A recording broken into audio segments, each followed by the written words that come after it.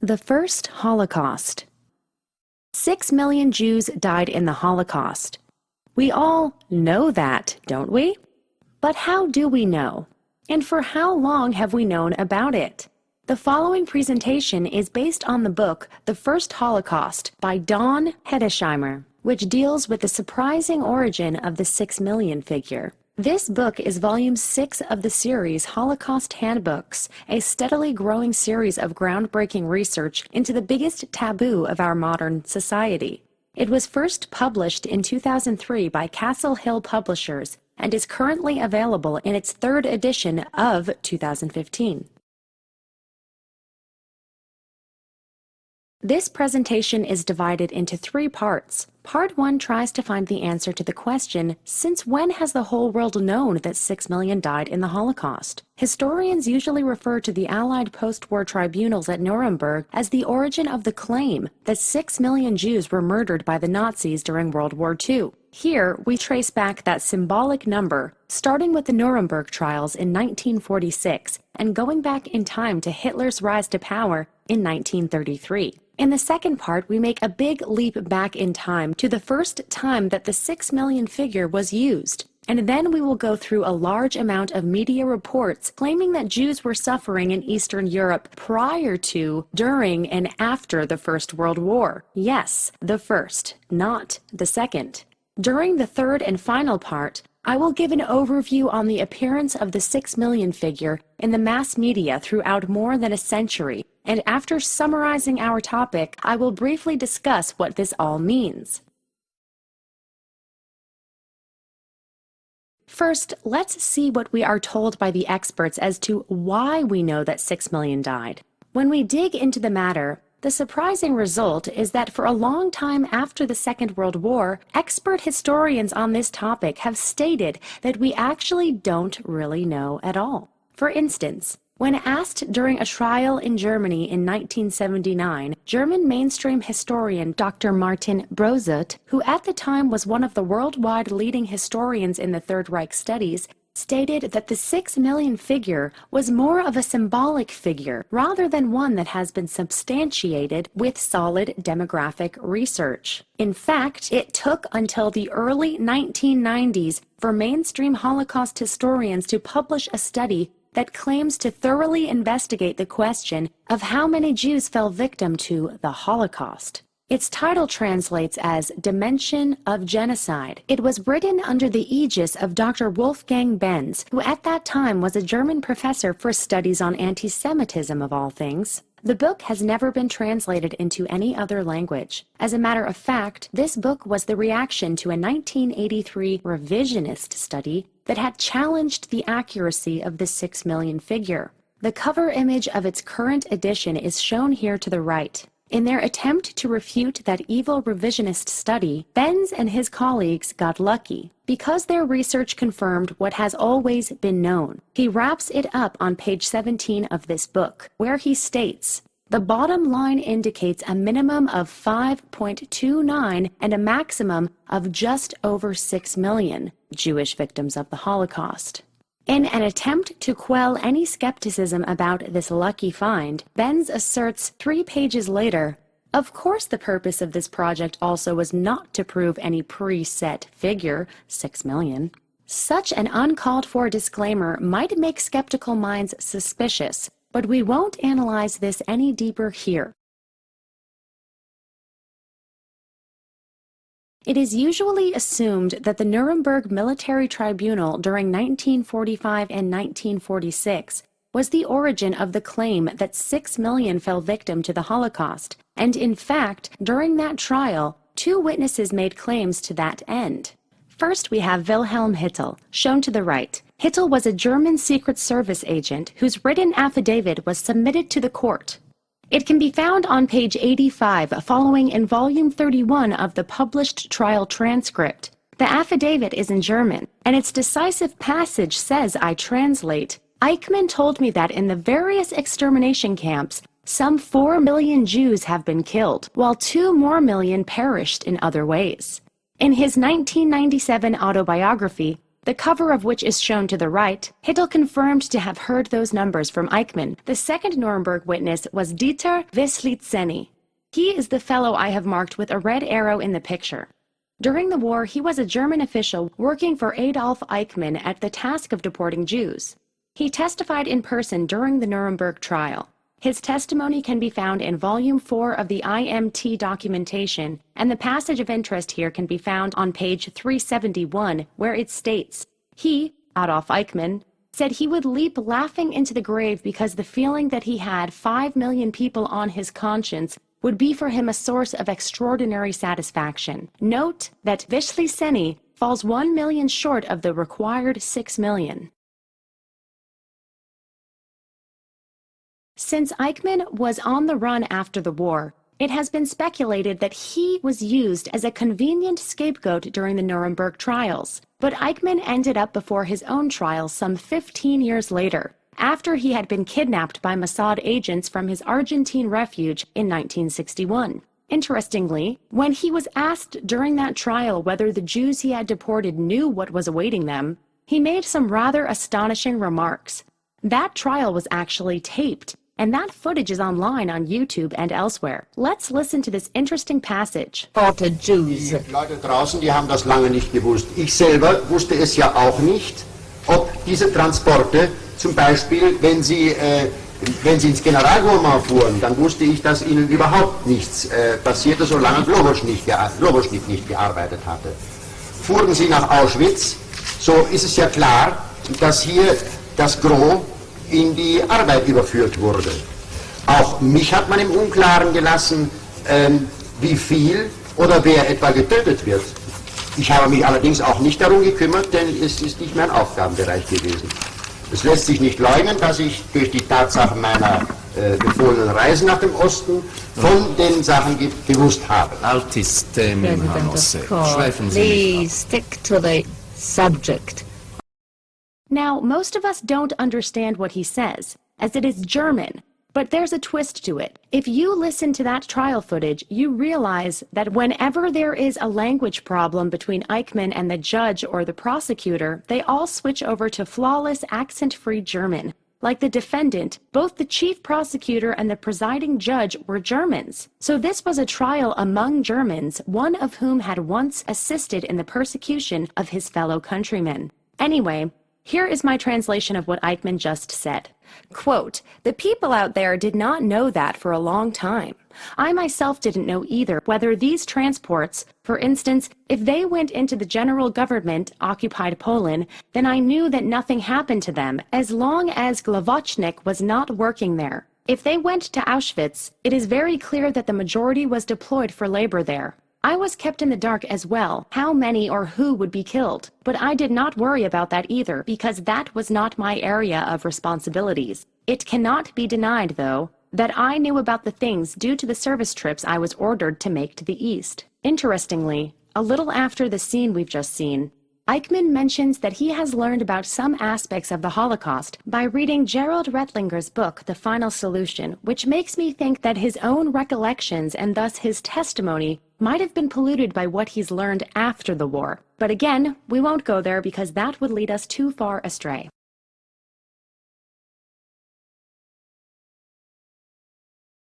When we look deeper into the matter, however, a slightly different image appears. When doing research for his book Nuremberg, The Last Battle, controversial British historian David Irving rummaged through many archives and personal records of people involved in those trials. He found out that in June 1945, before the trial began, the man who was organizing it, U.S. Chief Prosecutor Robert Jackson, met 3 lawyers representing major influential Jewish organizations. Jackson wanted to get their input for the upcoming trial. Regarding Jewish population losses, Jackson asked them straightforward, how great were those Jewish losses? One of those lawyers, Dr. Robinson, responded spontaneously, 6 million. But how could he have known this?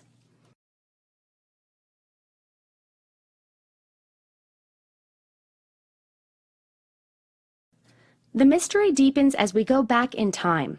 Already in December of 1944, when the Allied armies were about to enter Germany, the Soviet propagandist Ilya Ehrenburg wrote in the Soviets' English-language newspaper Soviet War News, as reproduced here.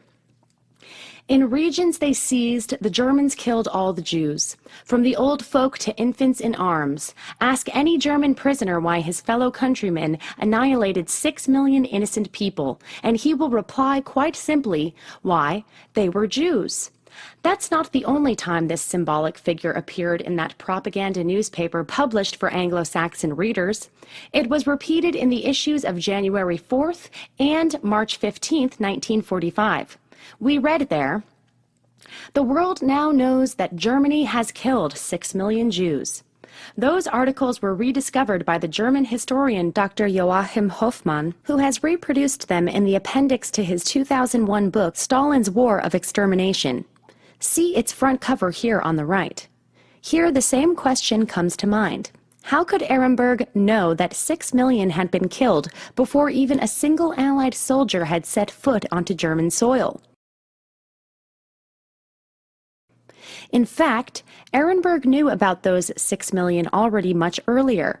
English newspapers were announcing in November of 1944 that Ehrenburg was about to publish a book on claimed German atrocities. Here is a press release by the United Press as published in the Youngstown Vindicator on November 27, 1944, where we read about, quote, the German massacre of approximately 6 million European Jews, and down below we read that somewhat misspelled main editor of that book, Ilya Ehrenburg. Now, considering that writing a book takes months, that 6 million figure must have been around already well before November 1944. This book actually didn't get published in the Soviet Union at that time, probably because Stalin didn't want to emphasize the Jews' role as victims of the Germans. It appeared only many years after the war. Here is an edition that can currently be bought on Amazon, again with Ehrenburg as the main editor. That the 6 million figure is indeed older than November 1944 can be gleaned from the next writer, Rabbi Chaim Weissmendel, who became known for his efforts to save the Jews of Slovakia from what he assumed would be certain extermination.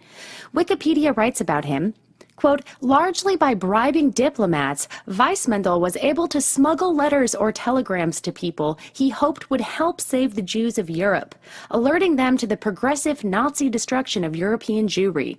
It is known that he managed to send letters to Winston Churchill and Franklin D. Roosevelt, and he entrusted a diplomat to deliver a letter to the Vatican for Pope Pius XII. One of the most famous letters he wrote is widely quoted here, for instance by the Jewish Virtual Library. It stems from May 16, 1944, and was allegedly written while Weissmendel was hiding in a cave in Poland.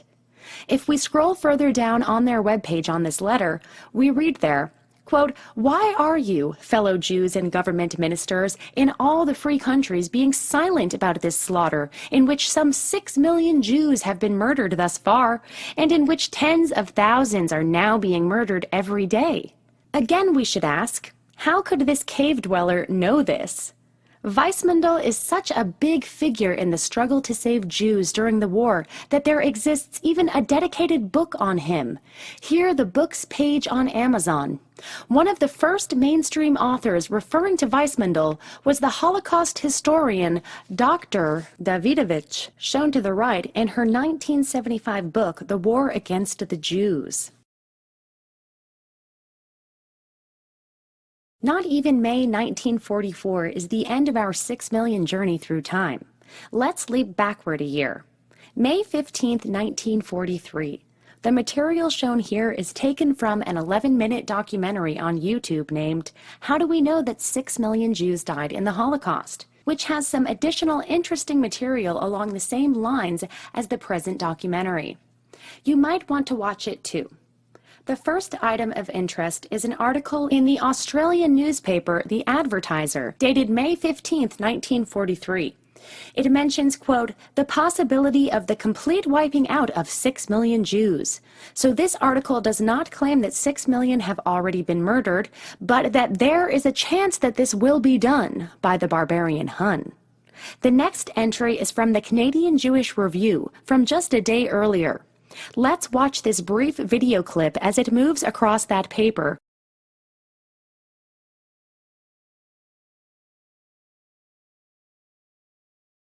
Down here it states, quote, 2 millions of Jews have already been done to death. 6 million in mid-Europe are sentenced to die. So here as well, they predict that at the end of the war, 6 million might be the total death toll. Our third quote is from the Cumberland Evening Times, from Cumberland, Maryland. It is from March 20th, 1943, and tells the reader what the Nazis were in the process of doing. Quote, the Nazis set out in the beginning to destroy whole peoples. They expected to obliterate from the earth not less than 6 million Jews as a beginning. My last quote is from the New York Times of March 10, 1943, where we read in a similar fashion that 2 million Jews have already been killed in Europe. And further down we read that 4 million left to kill are being killed according to plan.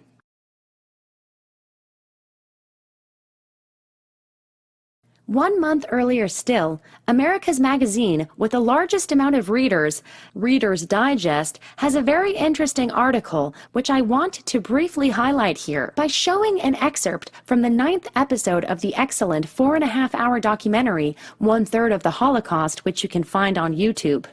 We might find the answer in Reader's Digest, of all places. In February 1943, the usual millions of copies were dropped in rural, small-town, and suburban mailboxes all over the United States. You get an idea of what the magazine was like by a sampling of the article titles such as Vivas for Jorge Washington and Even Soda Pop Goes to War. At the time, Reader's Digest had the highest circulation of any magazine in the world. The issue had an article called Remember Us. It said on page 107 that by the end of the war, the Jews of Europe would be reduced from a minority to a phantom. In other words, there would be hardly any left. The author puts out a number.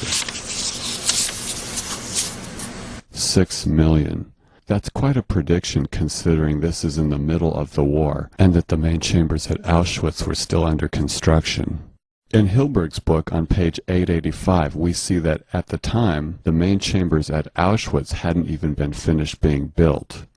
So was the writer an investigative reporter stationed in Europe with access to good information, or a high-up government official? Actually, the writer was a Jewish Hollywood scriptwriter named Ben Hecht. His Internet Movie Database entry is huge. This story in Reader's Digest brought the Holocaust story to the heartland of America for the first time. Going back yet another year, let's turn to America's most prestigious newspaper, the New York Times. On December 13th of that year, this paper published an article on statements made by several rabbis throughout New York. Right in the middle of that article is the section of interest. It says there, quote, authenticated reports point to 2 million Jews who have already been slain by all manner of satanic barbarism, and plans for the total extermination of all Jews upon whom the Nazis can lay their hands. The slaughter of 1/3 of the Jewish population in Hitler's domain, and the threatened slaughter of all, is a Holocaust without parallel. Note the word Holocaust here. A week later, the New York Times reported that in addition to the 2 million already murdered, another 5 million were in danger of extermination. During the war years, the New York Times published a number of rather revealing articles on this and closely related issues, which were first analyzed by Dr. Butts in his 1976 book, The Hoax of the 20th Century. Here shown in its currently available 4th edition of 2015, which is Volume 7 of the Holocaust Handbook series.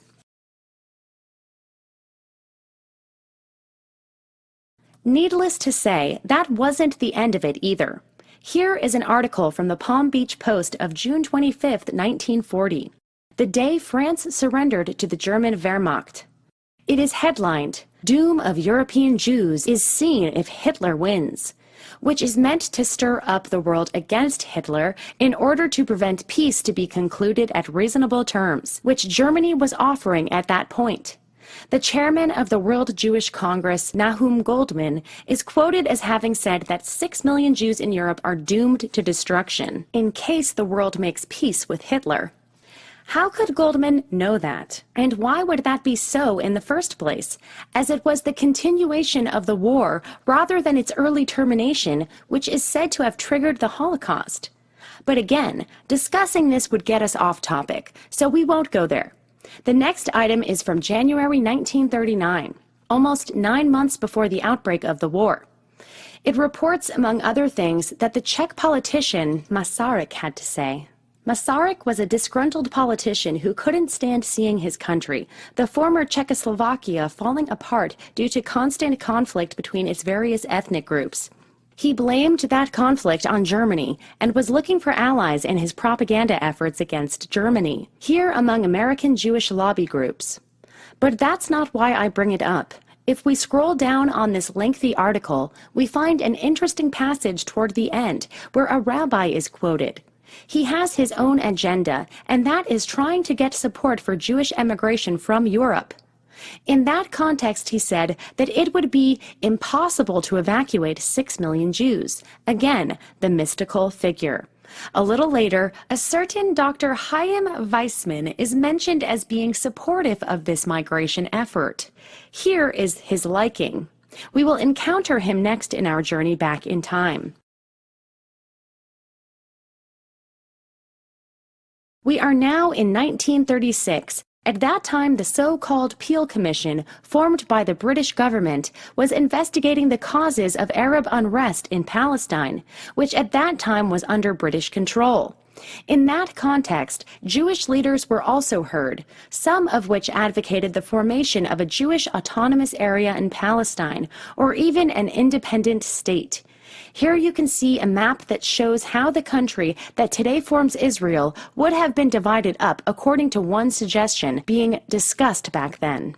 The 1937 Peel Commission report concluded as follows. Partition offers a possibility of finding a way through the difficulties, a possibility of obtaining a final solution of the Jewish problem, which does justice to the rights and aspirations of both the Arabs and the Jews, and discharges the obligations undertaken towards them 20 years ago to the fullest extent that is practicable in the circumstances of the present time. Nothing came of it back then, though, as we know today. However, what is interesting in our present context is the testimony of one witness who testified in 1936 during the Commission's hearing, Dr. Chaim Weissman. Here is the article from the London Times of November 23, 1936, which reports about Weissman's testimony. I put a red box around what interests us here and enlarged it. He spoke of 6 million unwanted unfortunates in Eastern Europe that were condemned to be penned up in places where they could not live. Even in Western Europe they were now threatened. Second was the world problem created by the presence of these 6 million people without a future, whose condition was a threat to Europe. A certificate permitting emigration to Palestine was regarded as a certificate of freedom. So here the future first president of the State of Israel lets the cat out of the bag. Jewish leaders were advocating a Zionist agenda, and 6 million suffering Jews were a convenient argument for this. Again, we won't discuss here whether Weissman's claims are accurate. We only note that he used the magical figure.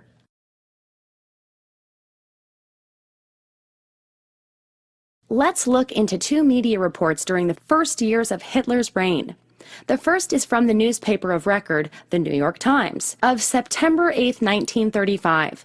This article is actually mainly about Jews in Poland, but it features what we are looking for. I quote, The first conference of the Federation of Polish Jews was being attended by 60 delegates from 18 countries representing 6 million Jews, although there is nothing in it about suffering Jews. The next media item sure is. It is from March 29, 1939, and addresses claimed persecutions of Jews in Germany. It says that the Joint Distribution Committee is now active in relief and reconstruction work in Eastern Europe, where 6 million Jews are involved. The work there is done through the office in Berlin. This brings up a topic which brings us to the second part of this presentation, because the Joint Distribution Committee mentioned here has been involved in Jewish relief activities for many years before Hitler came to power. 6 million Jews mentioned before Hitler came to power. At this point, we'll stop our journey back in time and do our journey chronologically. We start with looking into Jewish lobbying activities prior to the First World War. Then we will briefly look into what was going on during that First World conflagration, after which we will investigate Jewish fundraising campaigns between the world wars. Finally, we will follow the money to see what is really going on. We start by going back to the year when the magical number was mentioned for the first time. It was in the year 1850, in a book published by a Christian society trying to make Jews convert to Christianity. On page 216 of this book, we find some statistical numbers on religious affiliations of mankind during that era. Here it is, enlarged with the magical number underlined, claiming that among the billion people living on the planet, 6 million were Jews. The next occurrence we have located stems from the year 1866 in yet another Christian publication, which repeats the number from 1850 on its page 677.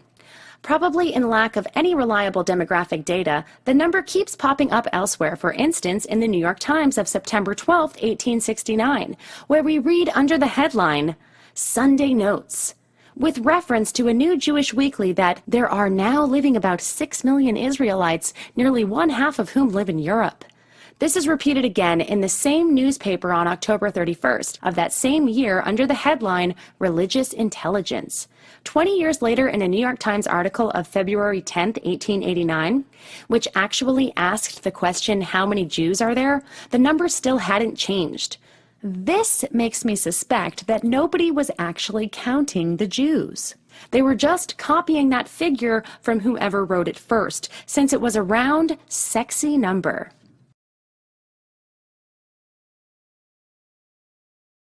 Before rushing ahead, let's take a step backward in time. On March 13, 1881, the Russian Tsar Alexander II was assassinated by political radicals. At the right, you can see a portrait of him, and below, a painting showing an artist's take on the scene when that assassination actually happened in Petersburg. Since many political radicals in Russia were Jewish, pogroms against Jews flared up in Russia, lasting for more than a year. Although the Tsar's government didn't seem to have contributed to them, they were accused of not doing enough to put a stop to it. Here is the cover of a book which tells the grim story of that year.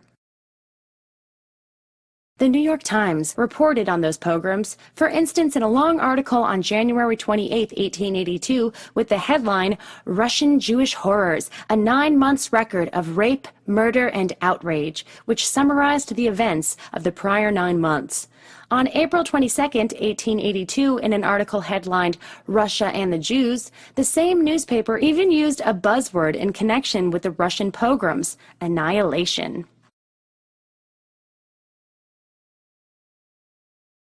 The next Tsar, Alexander III, was massively opposed to political reforms and wanted to turn the clock back, while the world around him expected Russia to become more liberal. In particular, he had an axe to grind with the Jews, as they were the ones pushing most ardently for liberalization. Hence, in May 1882, Tsar Alexander III tightened residential and professional limits for the Jews in Russia. Several towns and provinces subsequently expelled their Jews, erroneously thinking that the Tsar had issued a ukase expelling them from Russia altogether. As a result, Jews started emigrating from Russia by the thousands. The New York Times was reporting about this ongoing persecution of Jews in Russia, peaking in 1891 with numerous articles. The first one appeared on January 26, where it said, Russia's population of 5 million to 6 million Jews, and elsewhere, about 6 million persecuted and miserable wretches. The Times reporting on Jews in Russia culminated in a series of 15 articles by a certain Harold Frederick, stretching from early September to late December 1891. Almost all of them were printed on the front page. The first was titled Russia's War on the Jews, while all the other subsequent 14 articles were titled An Indictment of Russia. The second sequel of this series of September 12th gave as the total number of Jews living in Russia again an estimate of 6 million. And now here they come, all 15 of them. I won't go into any details again because we're not concerned with the underlying claimed or actual historical events, but rather with the origin of that magical number. I only want to highlight here that second sequel, which at the bottom of the first column says about the number of Jews living in Russia. Quote, a total of 6 million is most nearly correct. This number was repeated in a New York Times article headlined Russia and Religious Liberty on March 15, 1896. Here it is underlined in red.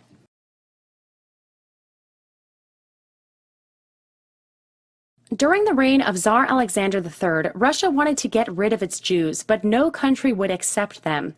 With no place to go, Jewish lobby groups were looking for a way out. That was a situation which would repeat itself some 50 years later in Germany, by the way.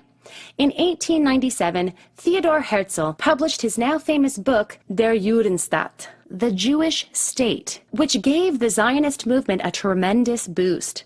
Jewish media and organizations increasingly lobbied for the emigration of Jews to Palestine and for the resurrection of Israel. For example, as the New York Times reports on June 11, 1900, during a Zionist mass meeting in New York, Rabbi Stephen Weiss said, "There are 6 million living, bleeding, suffering arguments in favor of Zionism."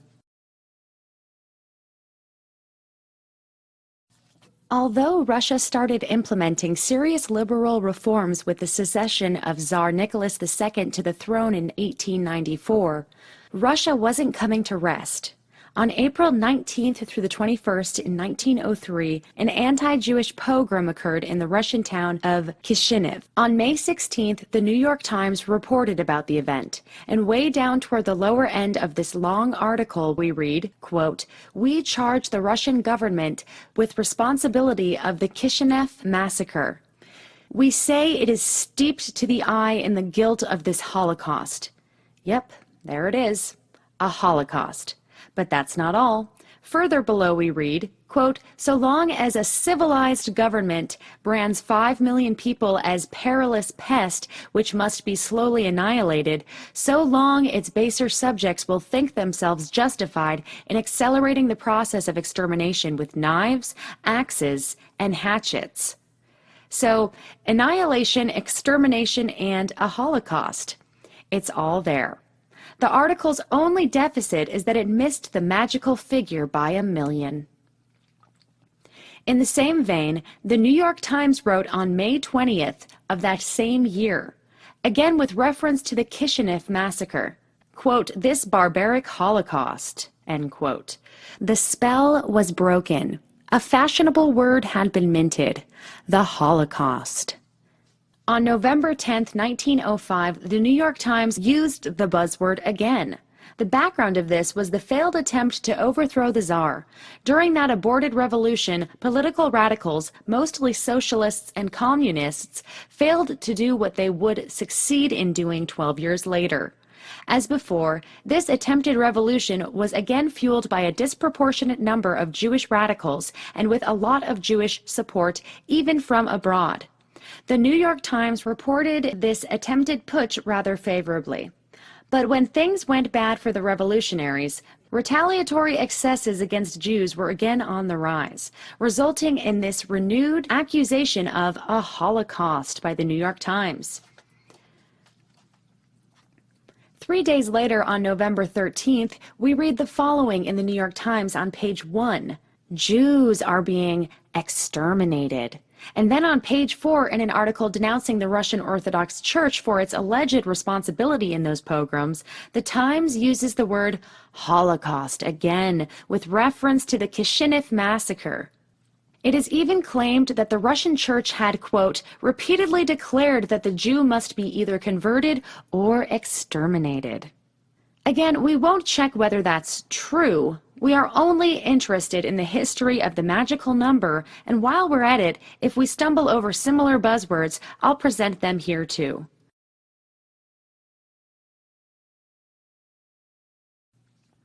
As we have seen during the previous slide, as we approach the First World War, things are heating up and Jewish lobby groups are pushing for a Jewish homeland. Here is an article in the New York Times from October 20th, 1904, pipe dreaming about Britain handing over to Jews some colony in Africa. England's offer of land in South Africa, says the subtitle, and further below the promised land has shifted to East Africa. But what we're after can be found further below. The reason for Jews trying to find some homeland, the suppressed 6 million Jews in Russia. I mentioned before that the New York Times was supportive of the aborted Russian Revolution of 1905. Here is an article from January 29, 1905, proving the point. It was written in the wake of civil unrest which eventually led to that failed putsch. A Jewish preacher is quoted saying that, quote, a free and a happy Russia with its 6 million Jews would possibly mean the end of Zionism. In other words, if a revolution would liberate Russia, Jews would get lucky and wouldn't have to leave Russia. After the failed 1905 revolution in Russia, the New York Times published more reports on 6 million suffering Jews. Here are some examples. Reporting about the resignation of a top official of the Russian Orthodox Church, we read on November 1st, 1905, quote, from 1890 to 1902, he caused 6 million Jews to be expelled from Russia. Now, if that were so, there wouldn't have been any Jews left in Russia afterwards. But be that as it may, right now we're only interested in tracking that symbolic figure here. On March 25, 1906, we read in the newspaper of record that, quote, starting reports of the condition and future of Russia's 6 million Jews indicate that, quote, the Russian government's studied policy for the solution of the Jewish question is systematic and murderous extermination. Does that rhetoric sound familiar? Almost 5 years later, in an article from March 13, 1910 about Jews fleeing from Russia, we read in the same newspaper again that magical number of Jews suffering in Russia. And again on April 11, 1910, on the sad plight of the Russian Jews, where, quote, 6 million souls are subject to systematic, relentless, quiet grinding down, whatever that means. October 31st, 1911, Christian churches plea for the Jews, and the New York Times reports in the middle column of that article about a resolution passed where we read that, quote, the 6 million Jews of Russia are singled out for systematic oppression and for persecution by due process of law. My last pre-World War I example from the New York Times is from December 10th, 1911. This is a huge full-page article dedicated to the oppressed Jews in Russia. The rightmost column has the buzzwords we are looking for at the very bottom in the red box shown here, which I magnify.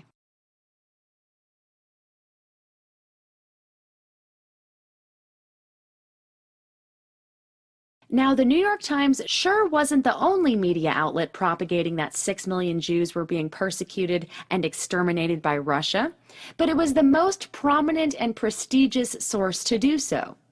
In a similar vein, one of the most prestigious publications of American Jewry, the American Jewish Yearbook, wrote on page 308 of its edition covering the years 1911 to 1912, quote, the position of our Jewish co-religionists in Russia grows increasingly deplorable. And further down, quote, Russia has since 1890 adopted a deliberate plan to expel or exterminate 6 million of its people.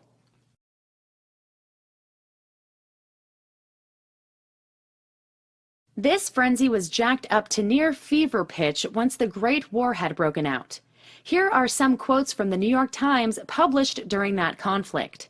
On December 1914, we read about, quote, the plight of more than 6 million Jews who live within the war zone. On January 14, 1915, in support of a fundraising campaign, we are told that, quote, more than 6 million Jews are in the very heart of the war zone. On February 28, 1916, again in connection with the attempt to raise funds, the Times reports that, quote, nearly 6 million Jews are ruined. Almost at the end of the war, on October 18, 1918, in an attempt to get $1 billion from American donors in support of whatever was happening in Russia back then, I think they had a quote-unquote successful revolution there for a change. The Times reported in its subtitle that 6 million souls will need help, without saying what kinds of souls they are. But further down, this is then spelled out, 6 million Jews need help.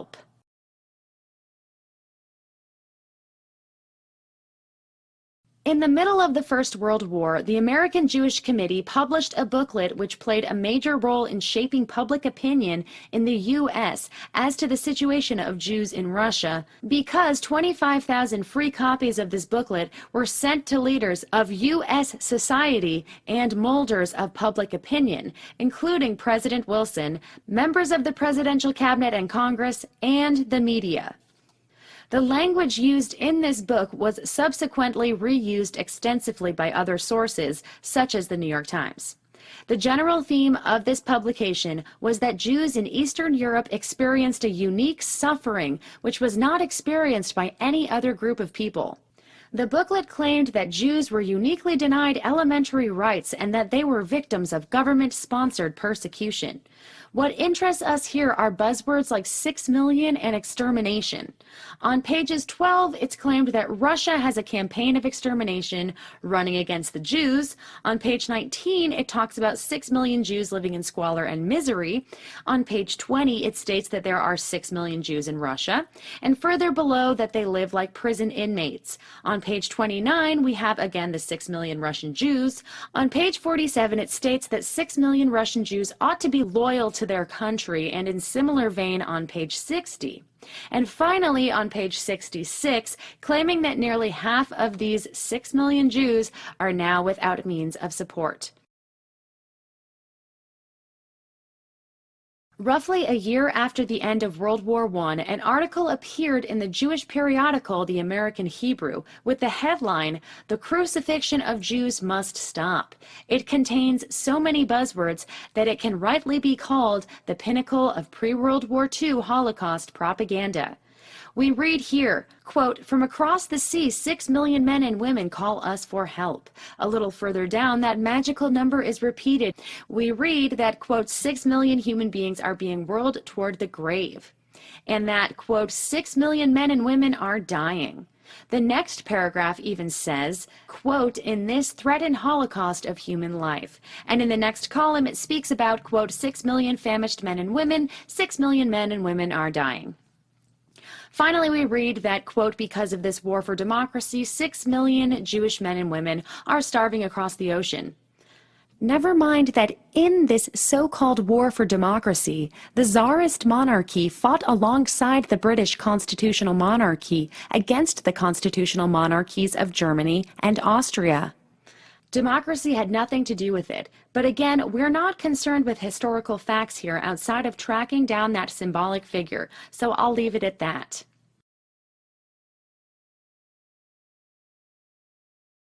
As already mentioned before, Jewish organizations started raising huge amounts of money in order to support the Jews in Russia. If we want to understand what was going on at that time, we need a brief summary of those events. Since the communist push in late 1918, a brutal civil war was raging in Russia. The communist Reds were opposed by the counter-revolutionary Whites, who were units mostly loyal to the monarchy. Ethnic Jews, most of whom had been the most ardent enemies of the Tsarist system for decades for understandable reasons, dominated many of the leading ranks of the Reds. Consequently, anti-Jewish feelings among the Whites and their supporters grew immensely. The result of this were more Jewish pogroms, but this time the Jews were willing to fight back. For example, in an article of September 18, 1919, the New York Times reported on massacres against Jews committed by anti-Semitic gangs and by counter-revolutionary units. According to the article, 127,000 Jews had already been killed in pogroms, and all 6 million were threatened to be next. Further down, it calls these pogroms massacres. And toward the end, it states, quote, "This fact that the population of 6 million souls in Ukraine and in Poland have received notice through action and by word that they are going to be completely exterminated." On December 20th, 1922, the New York Times reported with pride how Jews had formed their own militia in the young Soviet Union to fight against anti-Jewish gangs and counter-revolutionary insurgents in order to protect, quote, "the lives and interests of 5 million of their race living in Russia." At that time, when the Soviets had won the Civil War, such a militia army was possible only with the Soviet government's support, or at least tacit condoning. There is another 22-minute-long video on YouTube titled 6 Million Jews, 1915 to 1938, at that address given here, which I can highly recommend. It shows a number of original newspapers of that time period and briefly highlights similar buzzwords as we are tracking here.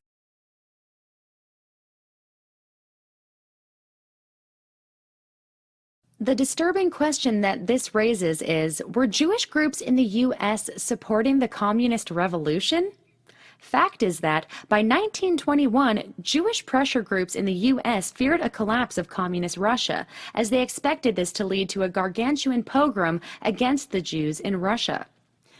A New York Times article of July 20th, 1921, gets that point across already in the subtitle, which states that massacres are threatened should the power of the Soviet regime wane.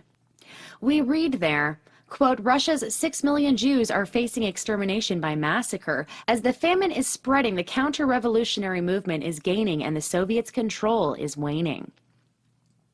The fundraising campaigns by Jewish lobby groups in the U.S. were therefore focused not only on helping destitute Jews, but also on pressuring the U.S. government to intervene. One might also wonder where the Jews in Russia got the means to organize and arm an army of 500,000 Jewish soldiers. Interestingly, the article was copied from the Chicago Daily Tribune, which, however, printed this article on the same date with a misleading headline, trying to imply that the Jews were fleeing from the communists, although the article states clearly that they only feared a defeat of the Reds during that Revolutionary War.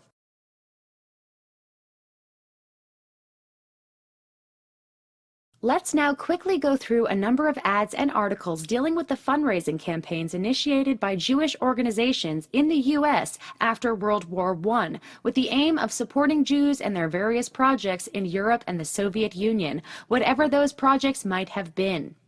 My first example is an article in the New York Times of November 12, 1919, which talks about 6 million starving Jews in Europe and about $30 million which have already been spent to help them.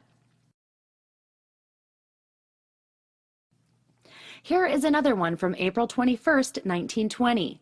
Scrolling down, we find, well, this time only 5 million starving Jews in Europe. This is an ad published in the New York Times on May 1st of that same year. It's by the Jewish Joint Distribution Committee, and they are asking for big dollars to make sure that 6 million lives are no longer at stake. This ad by the JDC is from 2 days later, imploring to save the lives of 6 million Jews by handing over the money. The previous ad was accompanied by an editorial article talking about a catastrophe taking place in Russia and neighboring countries, but again missing the mark by 1 million, as it talks only about 5 million starving Jews. But we're not picky.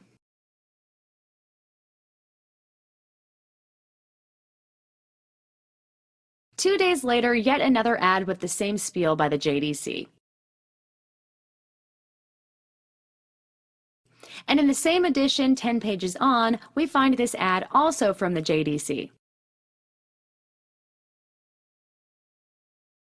Again, 2 days later, they're at it again. this time with an article deploring the 6 million Jewish war sufferers in Eastern Europe and asking for money. The campaign lost some of its momentum later that year, but it was rekindled in 1926. For instance, with an ad like this published in the New York Times on April 21, 1926. It doesn't mention 6 million suffering Jews in that ad, only that, quote, millions of Jews, in fact, quote, a whole people is dying. But they actually ask for $6 million for a change instead.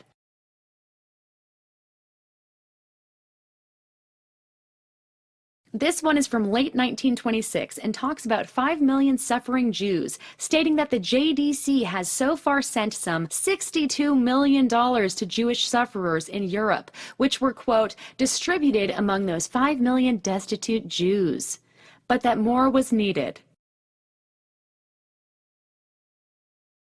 Not that all this fundraising helped much, because after almost 15 years of more or less uninterrupted fundraising, 6 million Jews were still dying in Eastern Europe, as the Montreal Gazette claimed on December 29, 1931. So the JDC wanted some $2.5 million more dollars. You get the picture. Let us now focus on what happened with all that money. Don Hedesheimer spends quite some time tracking down those millions of dollars, which today would be worth hundreds of millions of dollars. This graphic shows how much the Jewish Joint Distribution Committee collected from its inception in late 1914 until 1934. That chart was taken from a book published in 1935 by the Jewish billionaire banker Felix Warburg. All in all, the JTC raised some $77 million throughout those years. While most of the funds raised in the war and immediate post-war years were spent mostly on helping people in need, later years saw a shift toward a larger portion of reconstruction activities. The Joint Distribution Committee was and still is to this day a Jewish organization which was represented by some of the most influential and rich individuals on the planet, like Louis D. Brandeis, an Associate Justice of the U.S. Supreme Court from 1916 to 1939, Henry Morgenthau, senior U.S. ambassador to the Ottoman Empire during the First World War, and father of Henry Morgenthau Jr., the U.S. Secretary of the Treasury during the administration of Franklin D. Roosevelt, U.S. banker Jacob H. Schiff, and Cyrus L. Sulzberger, a leading figure in many U.S. Jewish organizations, and the already mentioned Felix Warburg. This image here shows some of these celebrities as published in the book mentioned on the right.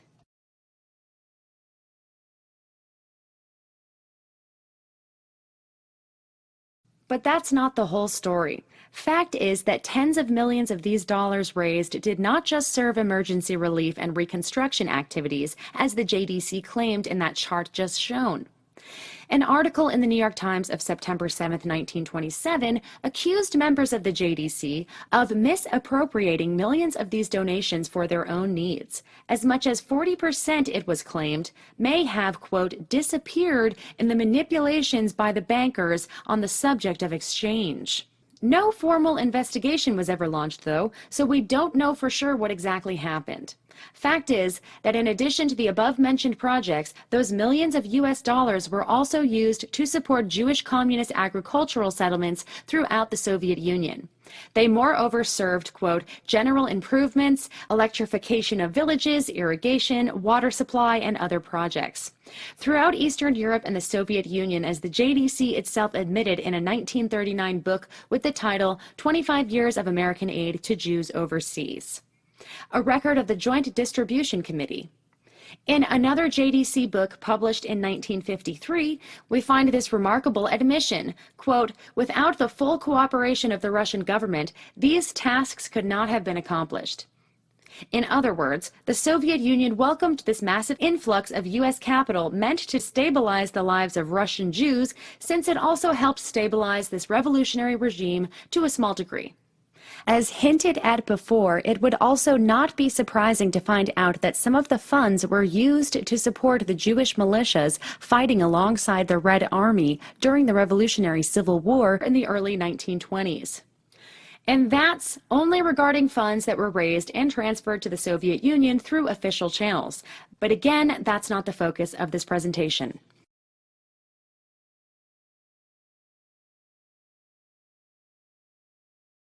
In the last part of this presentation, we will approach our topic in a broader, more general way.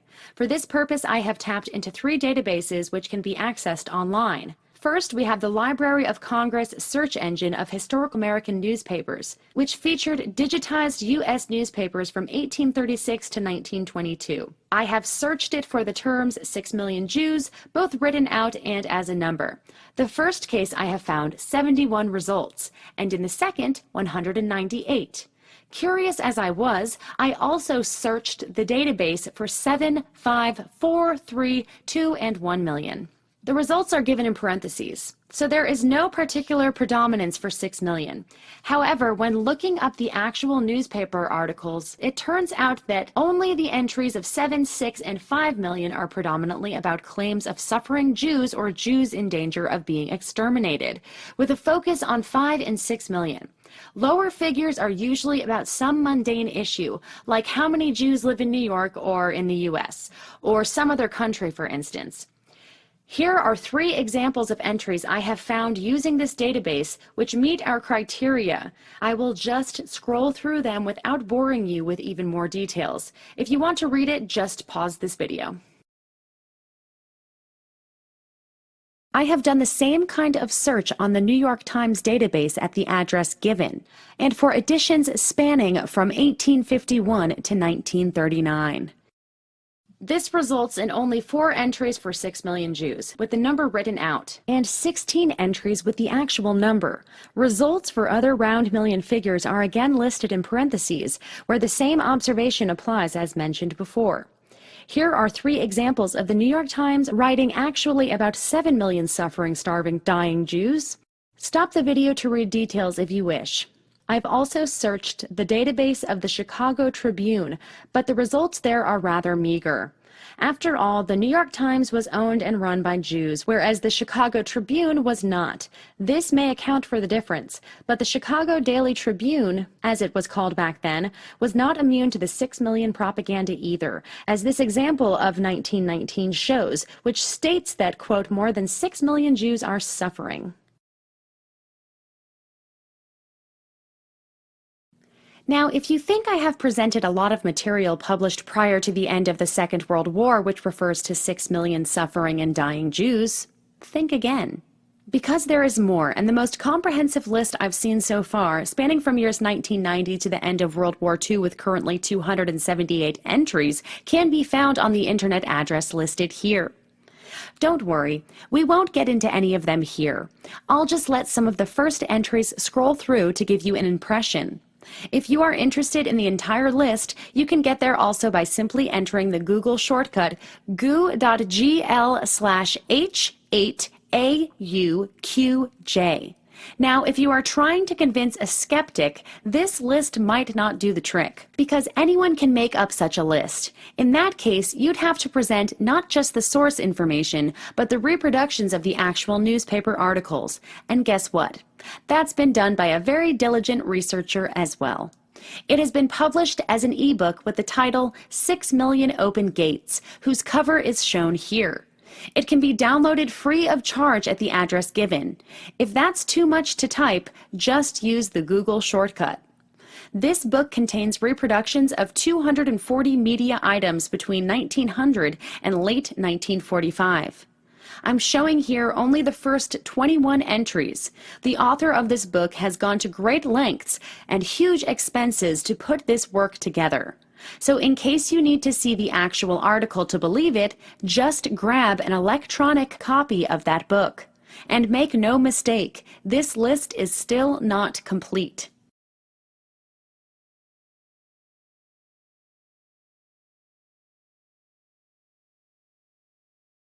Let's take a more scientific, statistical approach to the matter at hand. The world's largest internet search engine, Google, has posted millions of books online. This database can be used to find out how often a certain term occurs in books associated with a certain date, usually the date of publication. Here is a graph showing the result for the term 6 million Jews. I have also done the same search for the same term in the second most common media language, which is German. The result for 6 Millionen Juden are shown in red. Now let's make an overlay. The tendency in both languages is similar, but the peaks are more pronounced in the German, maybe because there is less data. Anyway, we see here a first rise of that figure with ongoing pogroms in Russia under Tsar Alexander III, then a steep rise starting just prior to the First World War, with a peak during the fundraising campaign of the early 1920s.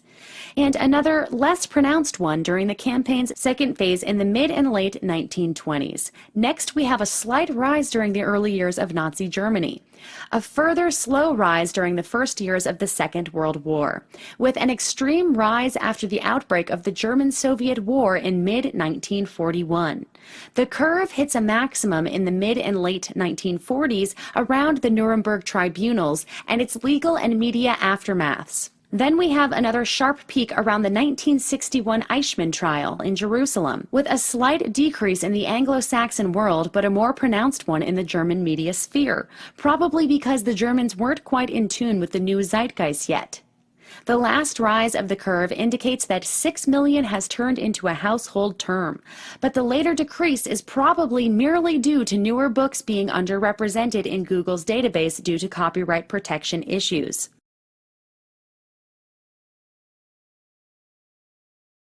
Let's summarize what we've learned.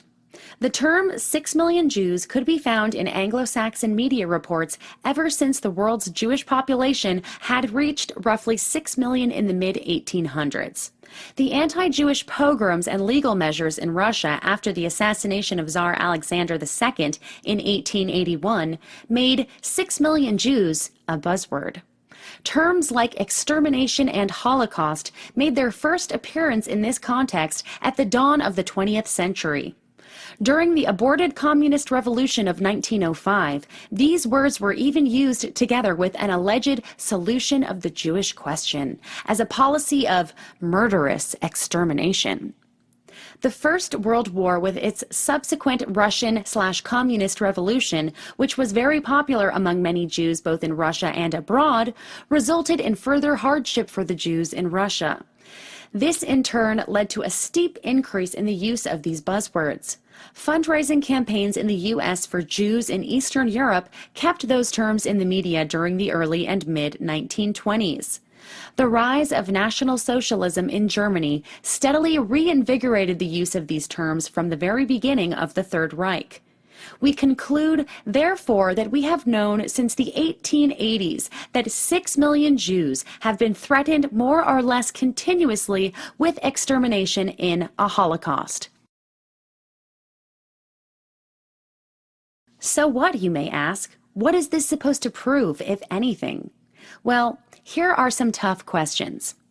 In 1882, was there a struggle for the annihilation of Jews? In 1903, did the Russian government decide that Jews must be annihilated so that they underwent a process of extermination in this barbaric Holocaust? In 1905, was there a Holocaust in which Jews must be exterminated? In 1906, was the Russian government's policy to solve the Jewish question by way of murderous extermination? In 1911, had Russia adopted a plan to exterminate 6 million Jews? In 1915, was there a Russian campaign of extermination against the Jews? In 1919, were 6 million Jews dying in this threatened Holocaust? Were 6 million Jewish souls going to be completely exterminated? In 1920, was it necessary to save 6 million Jews from extermination? In 1921, were Russia's 6 million Jews facing extermination by massacre? In 1926, was the whole Jewish people dying? To ask these questions in such a condensed form means to answer them. Because what we are dealing with here was exaggeration and hyperbole. Fact is that prior to the Communist Revolution, Holocaust and extermination claims were exaggerations used to lobby for facilitation of Jewish immigration to the U.S. and to other countries, creation of a Jewish national homeland, and regime change in Russia. Once that regime change had been accomplished in Russia at the end of World War I, Holocaust and extermination claims didn't cease, but rather continued. This time, these exaggerations were used to raise funds meant to assist Jewish communities in Eastern Europe, to prevent success of the Tsarist counter-revolution, and thus to effectively stabilize the fledgling communist regime in Russia. The advent of the Third Reich led to the repetition of some of the patterns. Holocaust and extermination claims were exaggerated, at least until the outbreak of the German-Soviet War, which was by its very nature a counter-revolutionary war. These exaggerations were again used to lobby for facilitation of Jewish immigration to the U.S. and to other countries, creation of a Jewish national homeland in Palestine, and finally, regime change in Germany. We all know the outcome of that struggle. Okay, so Holocaust, extermination, 6 million Jewish victims, and a murderous solution to the Jewish question, all these are recycled terms, so to say.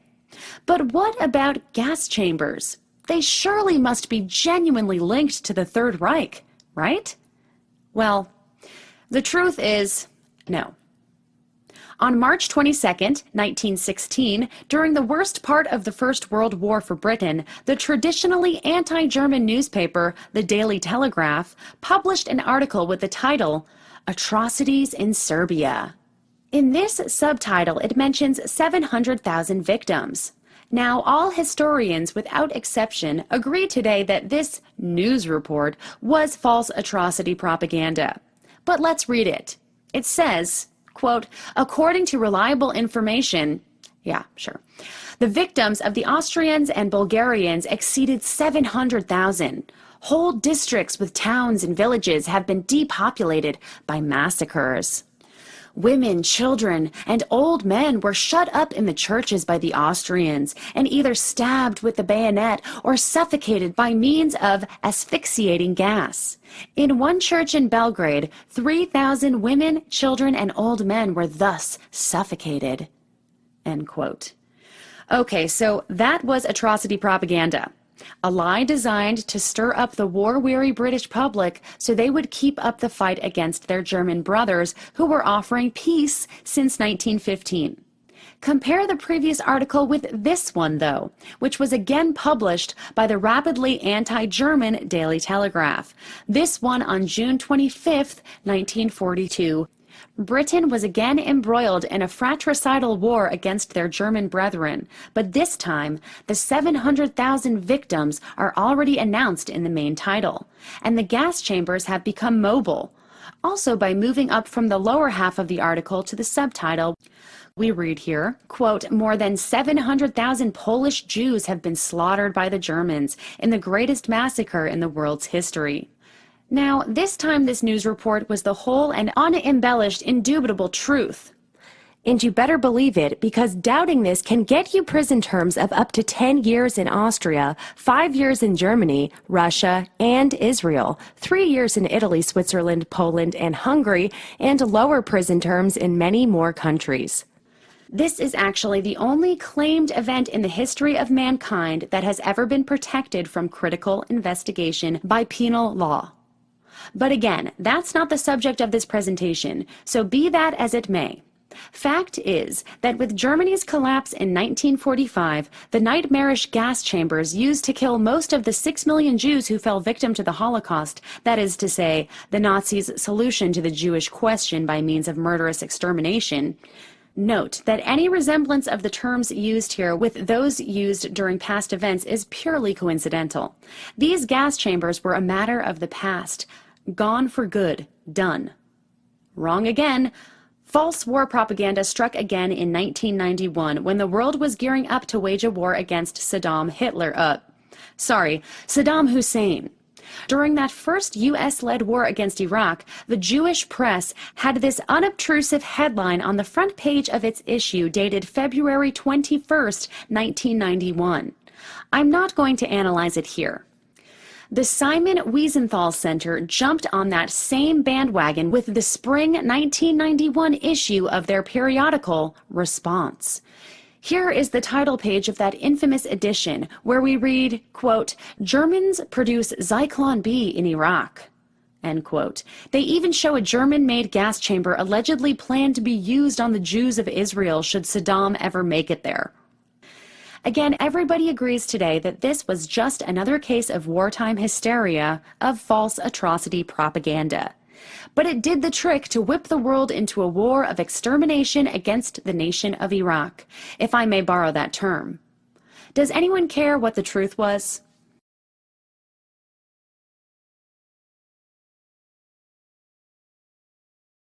So at the end of this presentation, let's pose that initial question again. Since when do we know that 6 million Jews died in the Holocaust? To answer this question, we need to know two things. First, which 6 million are we talking about? And second, which Holocaust?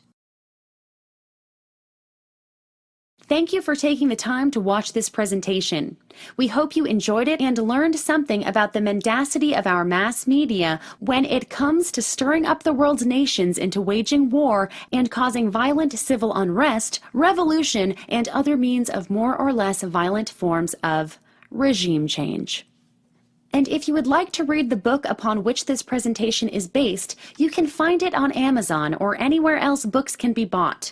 Or go to www.holocausthandbooks.com for more information.